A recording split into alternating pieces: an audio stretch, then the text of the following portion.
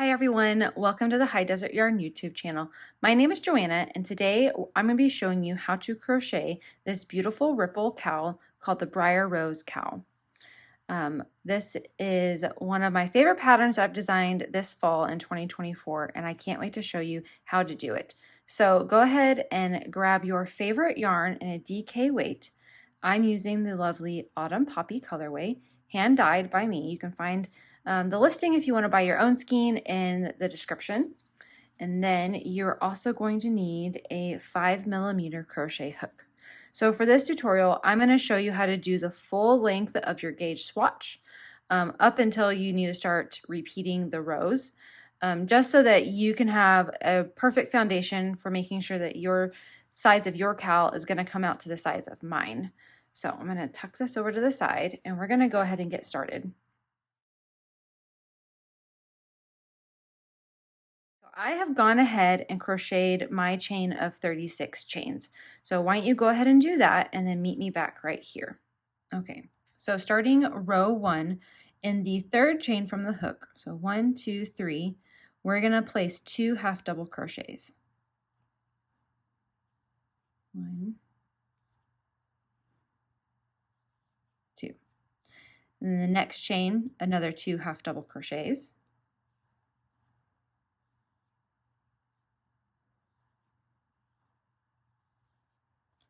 And then next chain, 2 half double crochets.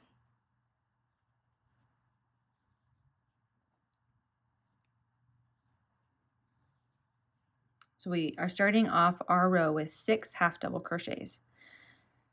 Now we're going to skip a chain and half double crochet in the next chain 5 times. 1,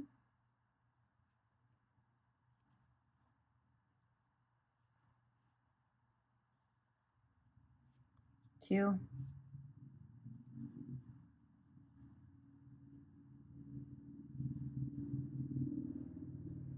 3,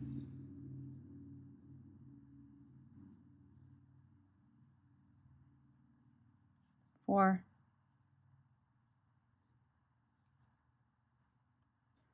oh my goodness, I have a very slippery hook. Right, 5. So 1, 2, 3, 4, 5. Now we're going to skip the next chain and do 2 half double crochets in the one after that. 1, 2, and the next chain, place 2 half double crochets. 1, 2, and the next one, place another 2 half double crochets.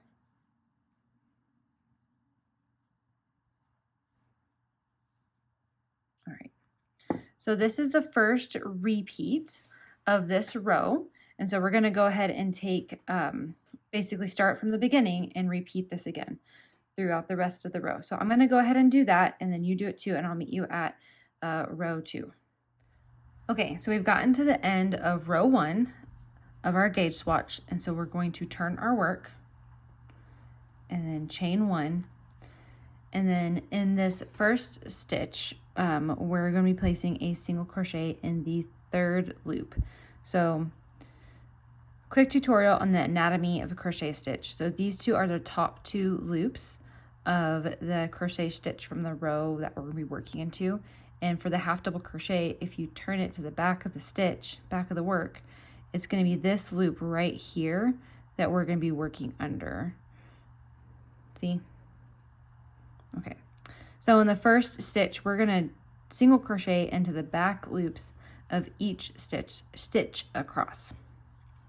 So there's no skipping stitches. You're not putting multiple stitches in any other stitches in this row. It's just all single crochet and all in the back loop, or the 3rd loop, sorry, excuse me, the 3rd loop of the half double crochet.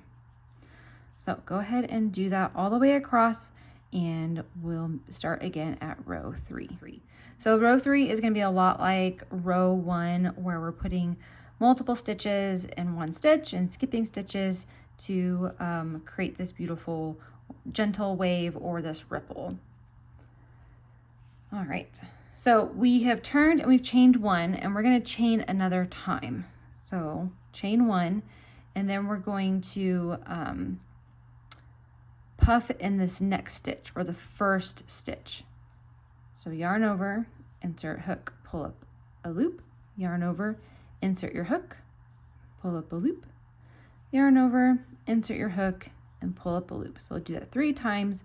You're going to have 7 loops on your hook.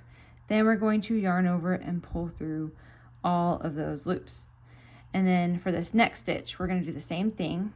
So chain one, and this chain does count as a stitch. And then we're going to puff stitch.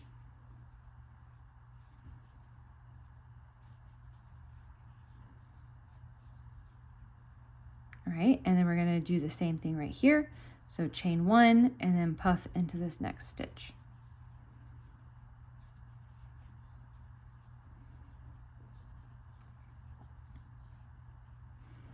All right, and then we're going to skip this next stitch, place a half double crochet, and we're going to do that repeat 5 times. 1, 2, 3,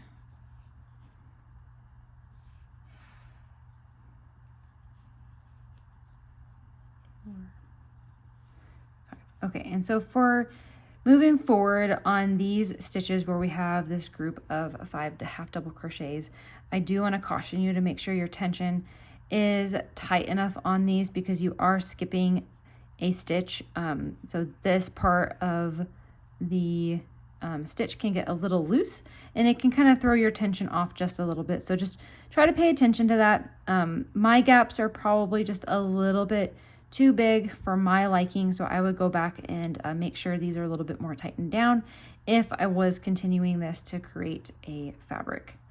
So moving forward, we're going to skip this next stitch, and then we're going to chain one.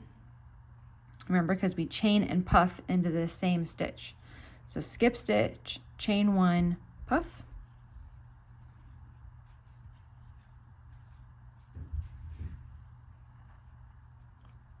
Chain one, and then puff into the next stitch.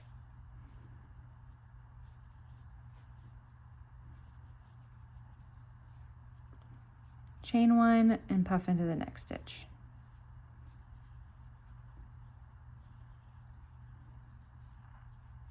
All right, so here is that repeat kind of up close. So we're gonna start again from over here and repeat it through the end of our row. So I'll finish up row 3 and we'll meet at row 4. All right, so we just finished row 3, which is we added in these beautiful puff stitches to our ripple. And so now we're going to turn our work and start row 4. So turn, chain one, and then we're going to be placing a single crochet in the back loop of each stitch. So a trick I like to use is sometimes to peek at the front of the work to figure out where exactly are those back 2 loops for the stitch I'm working in, especially when I'm starting this first stitch. And so it's not going to be here where this turning chain is, but right here. So we're going to go under just the back loop only and single crochet. And we're just going to do that in every single stitch all the way across, just like row 2. So let me do a few more and I'll show you what it looks like from the right side of the work, and then we'll finish up this row and meet again at row 5. Okay, so there you have it. It's going to look like that on the right side of your work. Okay, so we just finished up row 4, and we're going to turn our work, chain one, and we're going to start row 5. So row 5 is the exact same as row 1. The only difference is in the written pattern, I have to put you're going to crochet into a chain versus crocheting into a stitch. So, but you can basically take rows 1 through 4 and repeat it as many times as you want to go ahead and get to your desired height. And for the gauge swatch, we definitely need a height of 4, kind of starting from here all the way up through to wherever 4 inches is. So for the first stitch, we're going to do 2 half double crochets in the first stitch, 2 half double crochets in the second stitch, 2 half double crochets in the third stitch,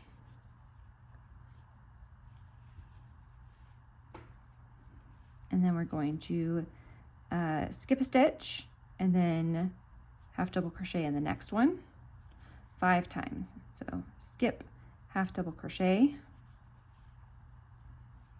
skip, half double crochet,